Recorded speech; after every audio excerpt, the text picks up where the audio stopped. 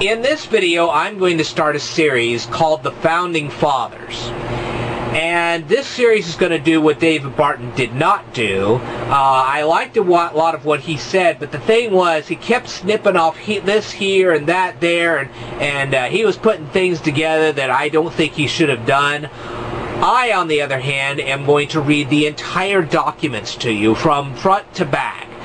That way you can discern for yourself, were these founding fathers atheists, deists, or were they Christian? Okay, and we're going to start with Noah Webster. That's right, the dictionary guy. He was one of the signers of the Constitution. And in 1831, he started his own translation of the Bible.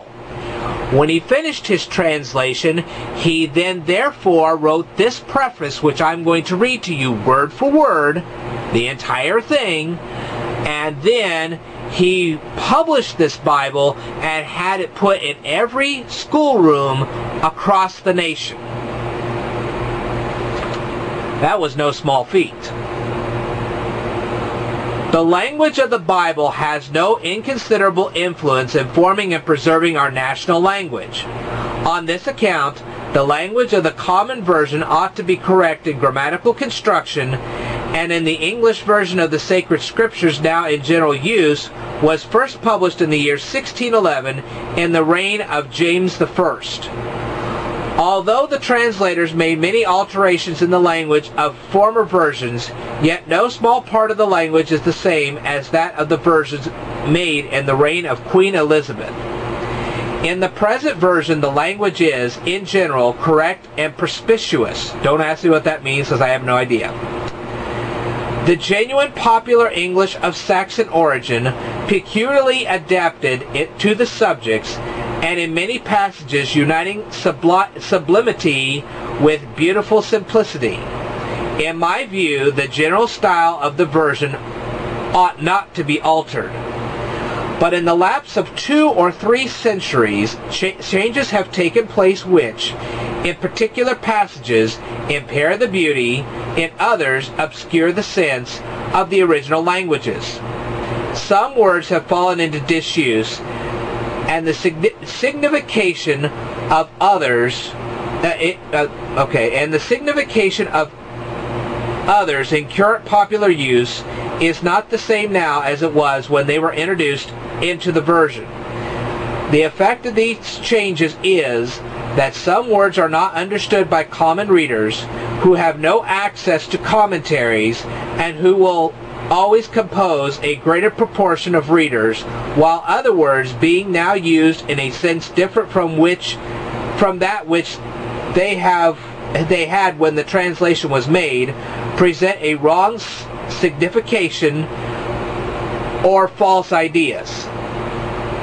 Whenever words are understood in a sense different from that which they had when introduced, and different from that of the original languages, they do not present to the reader the Word of God. This circumstance is very important, even in things not the most essential, and in essential points, mistakes may be very injurious. In my own view of this subject, a version of the Scriptures for popular use should consist of the words expressing the sense which is most common in popular usage, so that the first idea suggested to the reader should be the true meaning of such words, according to the original languages. That many words in the present version fail to do this is certain. My principal aim is to remedy this evil.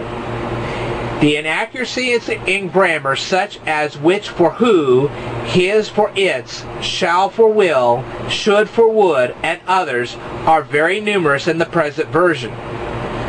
There are also some quaint and vulgar phrases which are not relished by those who love a pure style, and which are not in accordance with the general tenor of the language.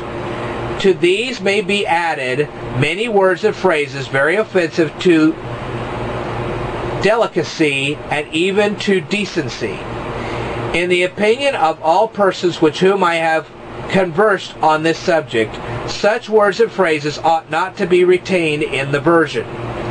Languages which cannot be uttered in company without a violation of decorum, or in rules of good breeding, exposes the Scriptures to the scoffs of unbelievers, impairs their authority, and multiplies or confirms the enemies of our holy religion.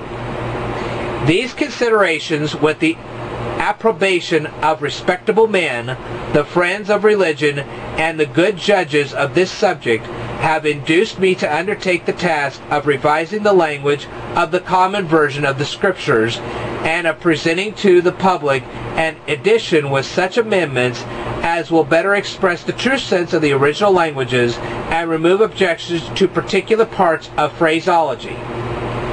In performing this task, I have been careful to avoid unnecessary innovations and to retain the general character of the style. The principal alterations are comprised in 3 classes. The substitution of words and phrases now in good use, for such are as wholly obsolete or deemed below the dignity and solemnity of the subject. The correction of errors in grammar. The insertion of euphemisms, words and phrases which are not very offensive to delicacy, and in place of such as cannot, with propriety, be uttered before a promiscuous audience. Now I will read you the rest of this in the next video, so stay tuned.